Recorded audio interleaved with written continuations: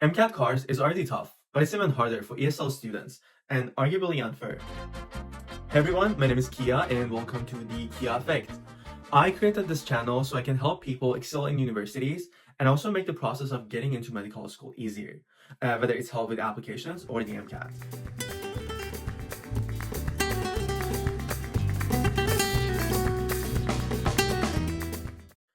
In this video, I will share some of the personal challenges I went through studying for the cars. And also I will provide 6 tips that will help a lot. Especially the last one helped me a lot and it was a game changer in my scoring cars beyond the thing that I wished for. I personally had to take the MCAT a few times. I only took it because I wanted to improve in the car section. I was already acing all the other sections, but as a Canadian student, we have minimum requirement for cars to be eligible to apply to universities. And I was keep scoring below this minimum, so it was making me ineligible to even apply. My first ever month of practicing cars, I was scoring well.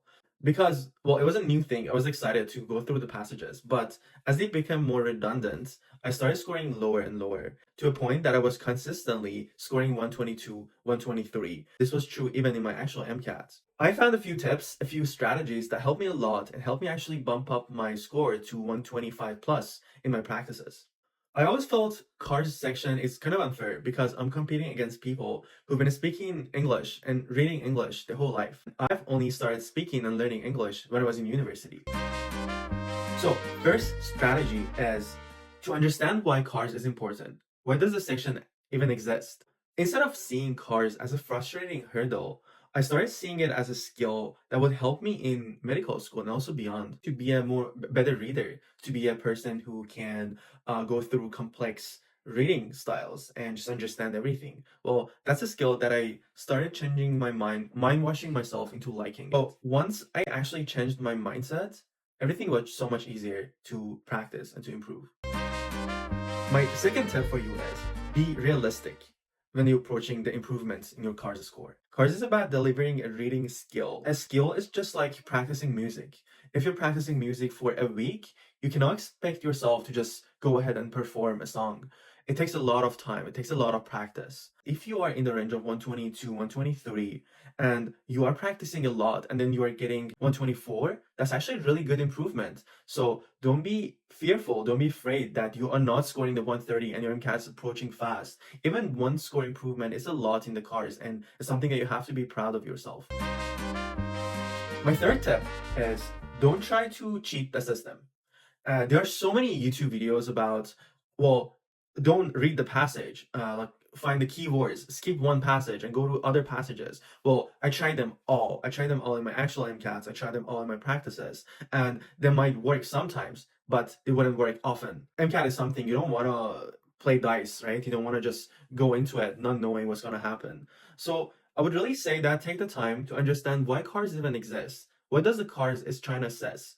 And the skill that you need is to be able to read a passage and then answer the question. Try to approach it the conventional way that it asking for, and try to do it over and over so you can improve. My fourth tip is treat cars like it's an actual MCAT section. What I mean by that is I realized myself in the end of the last month that I was doing practice questions, I was keep putting so much time on doing a full section of the chem and then full section of bio, and then doing half section of the cars, doing only 5 passages. Although it's important to have cars worked on consistently, but also treat it like it's an actual section, like doing 9 passages at least a few times during the week. What I'm saying is don't do a full bio, a full chem, half cars, and then the next day a full psych, a full chem, and then half cars. But try to do perhaps a full bio, a full psych, and then the next day do a full cars and a full psych. So my number 5 tip for you is read books in English. A common theme I notice among 130 plus scorers is that they are exceptional readers. They're reading a lot of books. So I would say find a book that you like and try reading it before going to the bed. What I did myself, I bought a Kindle, which is these small things that you can download books in it and has artificial light. So you can actually read before going to the bed, and it's really helpful. One book that I could also suggest that you might like it is called Bounce. It's a really good book, even for the interview prep. It really helped me too. Okay, my last but not the least tip that I have for you is confidence and test day mindsets. This made the biggest difference for me. Before going to the test, one of my actual exams that I took, I was keep getting 126 plus in my cars. But when I attempted the car section in the MCAT, I got 122. And right off the bat, I knew I didn't do good, and I knew why. I was nervous and I lacked confidence. What I did differently is I told myself that this is my last time taking the MCAT. I don't care if it goes well. I don't care about anything anymore. I just do it, and whatever it is, I don't care. It helped a lot. I was still nervous, but much less than before, and it helped me score significantly more. So like you might ask, okay, sure, you gotta be confident, but how? Like it's an exam that is important. They need to do well. And what do you mean, just be confident? It's not working that easily. So there are a few things I want to explain here. This psychological term called choking under pressure.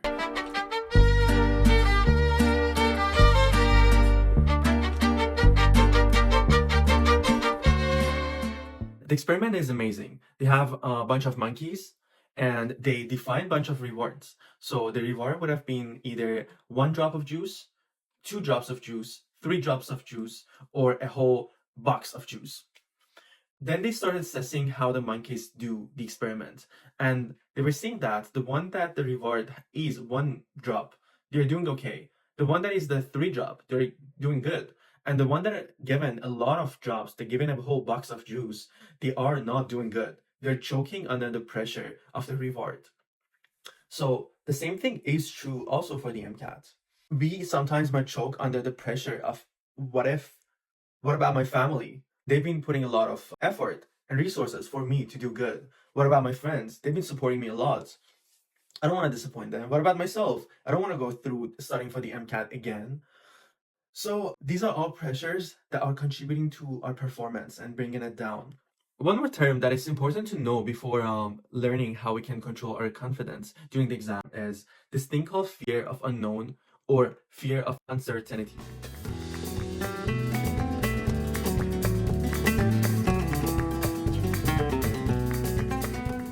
There are things we value in our society, there are things we create conventionally in our society or for ourselves that are holding us back.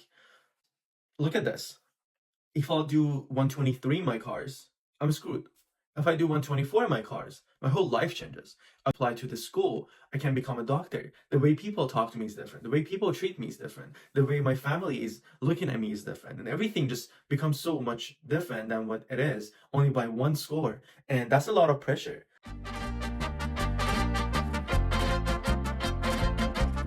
I believe one solution here is negative capability.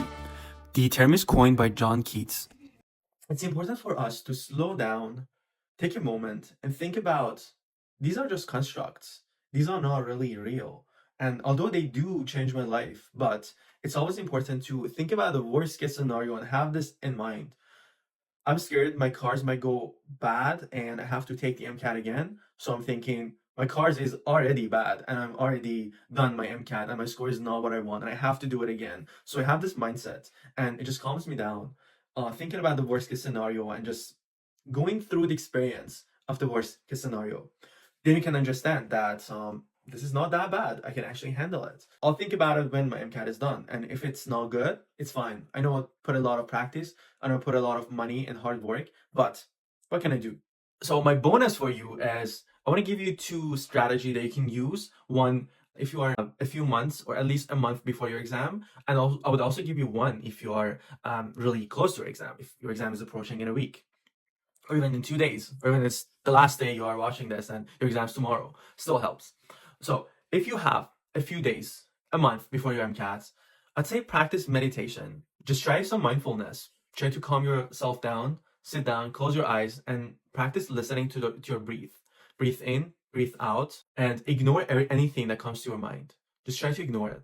When you practice the start of meditation, you can become master of your thoughts. Approaching the exam, if you're nervous, you can just breathe in and out and calm your mind. And it's just so much easier, but it needs practice. You can just go to the exam and try breathing and expect yourself to calm down. If you start now and do at least 5 minutes a day, 10 minutes a day, it helps a lot. I'd say do the breathing technique in the morning, not at night, because when you are done the technique, you feel refreshed. so you might have difficulties going to sleep.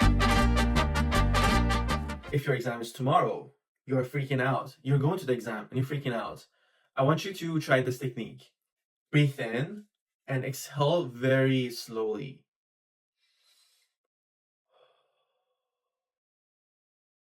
This exhaling very slowly expand your chest, and this expanding of the chest can have physiological effect in bringing your heart rate down, inhibiting your sympathetic nervous system. And this helps a lot if you're close by, your exam's approaching. That's a technique you can just use. Please let me know in the comment section if you have any questions, if there's anything you would like me to talk about, make a video about. And please, if you found this video helpful, don't forget to like this video and subscribe to my channel. Thank you for watching. See you again next time.